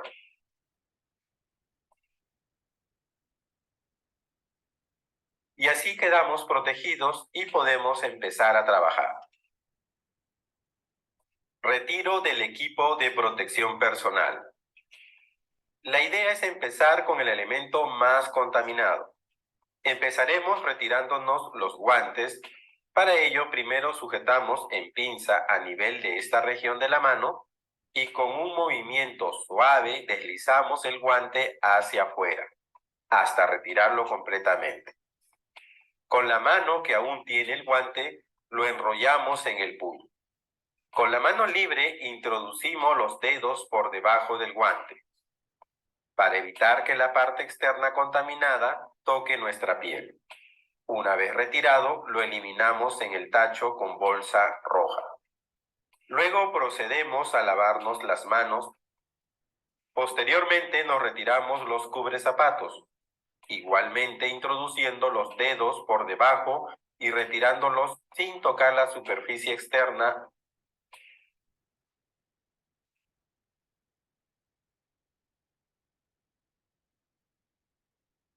E inmediatamente nos volvemos a lavar las manos. Ahora procedemos a retirarnos el mandilón, Para ello solicitamos a nuestro colaborador nos retire el seguro de las tiras. Luego en pinza sujetamos la parte posterior externa del mandilón y lo jalamos hacia adelante hasta donde alcance nuestros brazos extendidos, tirando la cabeza hacia atrás para evitar el contacto con la superficie contaminada. Seguidamente, sujetando de la parte interna no contaminada, seguimos retirándolo y enrollándolo a la vez que evitemos que la parte contaminada se ponga en contacto con nuestra piel. Lo eliminamos en el tacho con bolsa roja para evitar la formación de aerosol. E inmediatamente nos volvemos a lavar las manos. Después nos retiramos los lentes, agarrándolos con una mano, la banda elástica por la parte posterior y la deslizamos suavemente hacia arriba y adelante, evitando tocar la región frontal contaminada. Una vez retirado, la colocamos en una bandeja para su posterior desinfección. Retiramos la pantalla o careta facial despegando la banda de la parte posterior y retirándola suavemente hacia adelante. Una vez retirado, la colocamos en una bandeja para su posterior desinfección.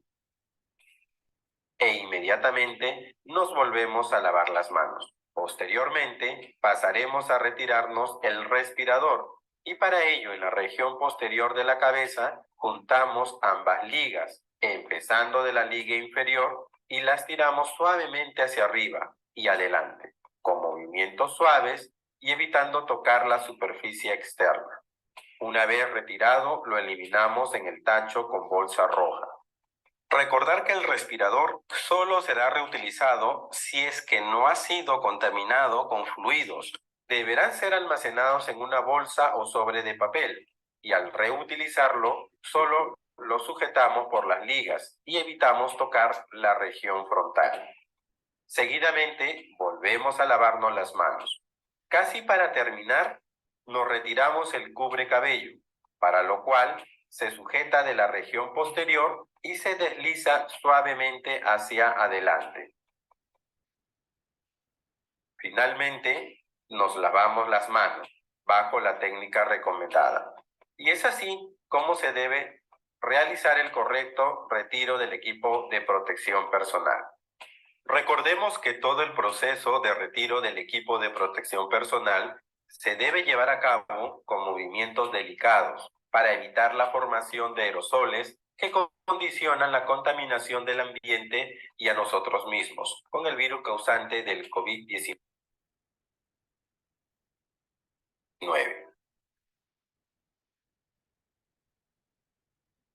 El personal que no tenga contacto con pacientes sintomáticos respiratorios sospechosos de COVID-19 podrá usar mandil, mascarilla quirúrgica y continuo lavado de manos, cuidando a nuestros pacientes y familia de manera responsable.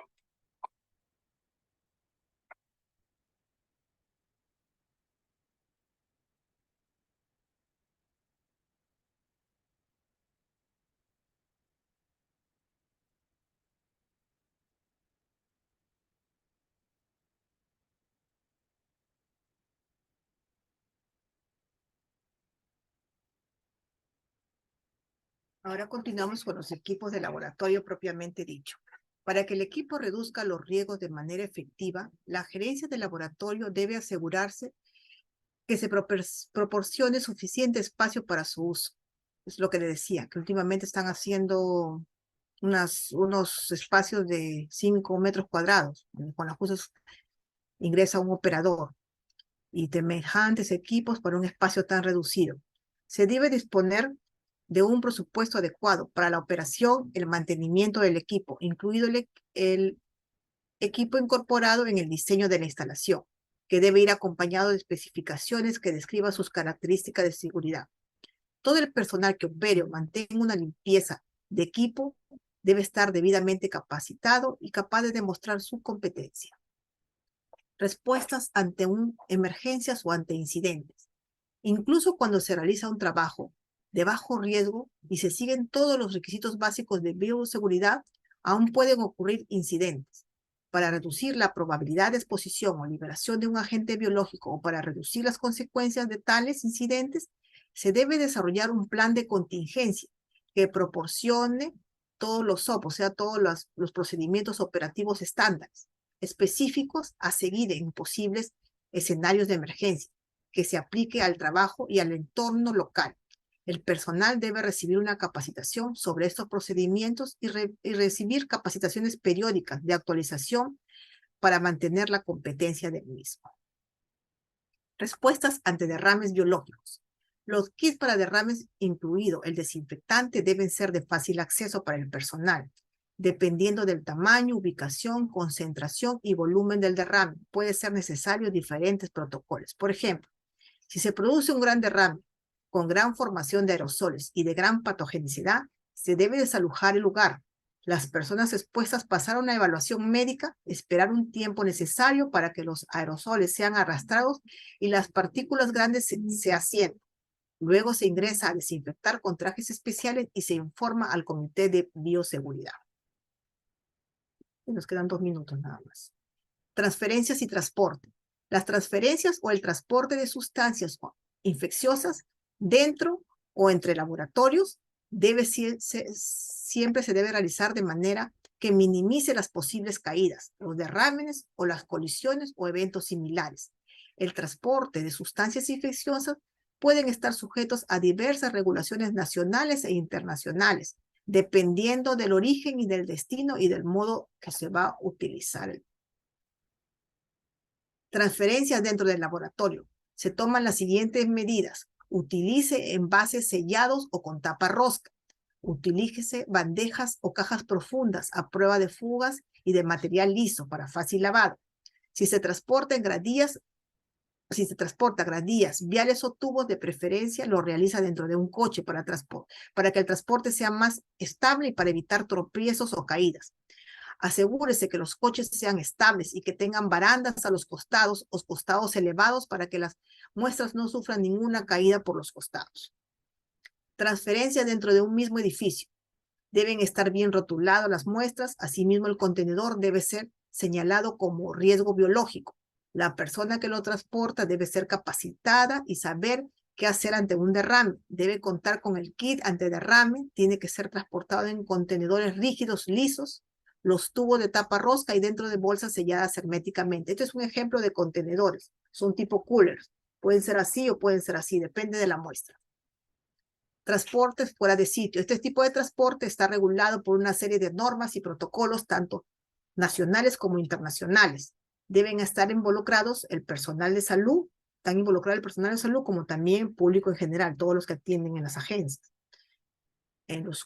En courier generalmente nos mandan eso. Todo el personal que participe en cualquier parte del transporte de una mercancía peligrosa, incluidas sustancias infecciosas, debe tener una capacitación previa sobre los reglamentos aplicables a un nivel de competencia adecuado para sus responsabilidades laborales.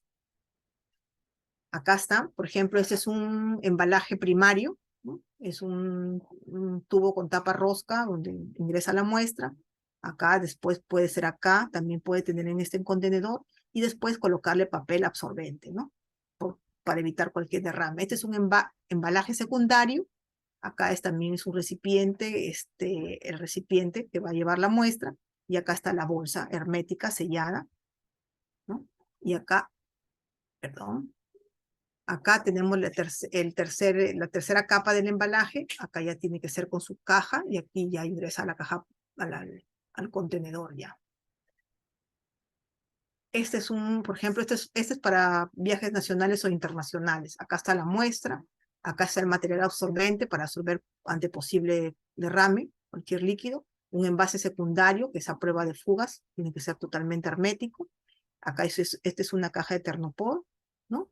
Y acá está el envaje de cartón, que tiene que tener la marca especificada de la ONU, o sea que este es aprobado por la ONU, que cumple la reglamentación, y el envaje exterior tiene que ser de resistencia adecuada. Acá había un pequeño video que ya creo que no nos da el tiempo para verlo, pero se los voy a enviar como material de la ponencia, y les agradezco mucho la atención prestada. Espero que haya cumplido sus expectativas esta pequeña sesión. Muchísimas gracias. Buenas noches, hasta luego.